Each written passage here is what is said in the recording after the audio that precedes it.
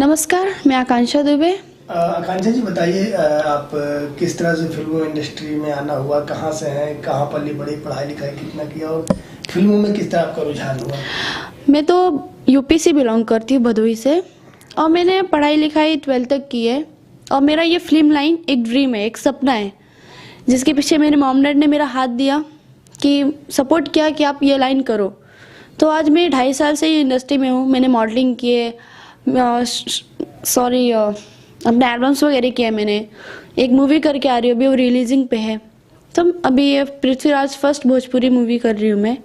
पृथ्वीराज में क्या कर रही हैं आप? मेरा आइटम सॉन्ग है। तो आपको हीरोइन बनना था, फिर आइटम सॉन्ग एक गाना ही क्यों चुना आपने? देखिए, छोटे मोटे से ही हम प्रोफाइल हमारी आगे जाती है। तो चाहे वो आइटम सॉन्ग हो या कोई भी कैरेक्टर मिल जाए, वो हो गया, एक प्रोफाइल बन जाती है हमारी। तो बस यही सब है और कुछ नहीं।